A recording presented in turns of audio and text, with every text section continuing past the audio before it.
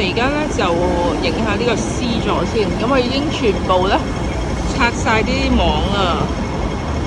咁望佢咧 C 座、B 座、A 座都拆晒啲網啦。咁咧油都油晒啦。咁 C 座裡面呢度都已經整好晒啦，拆晒啲，淨係平台嘅位置咧都仲有啲綠色嘅沙網喺度啦。不過依然都有見到啲吊船喺度做緊嘢嘅，咁可能外牆嗰啲綠色咧未油好晒啦。咁 B 座呢度咧都係已經拆晒綠色嘅網，下邊都係有幾隻吊船喺度做緊嘢。再行前少少睇下 A 座呢度咧，麗門角佢側邊呢埲牆咧就第5個3個字嗰埲牆咧就未油好嘅，但係網都係拆晒㗎啦。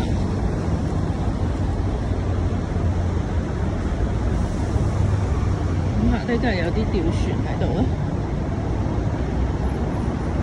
進度好好喎。咁下低呢度咧，地下同埋平台咧都仲未整好，咁應該地下好似係鋪位啊。再行到少少發覺，原來 B 座咧，佢入邊呢度咧係未入晒油嘅，咁啊仲有一段咧係有啲沙網嘅層，咁但係A 座呢邊咧裏邊咧都係好。咁上到嚟天橋睇咧，呢邊A 座咧，佢開邊呢個位咧都有一個麗玥苑嘅字，好大隻寫咗喺度。咁人哋已經睇到知道呢個係麗玥苑啦。咁 A 座嘅右手邊呢度咧，最尾嗰行咧都仲係未油啊，啲沙未拆。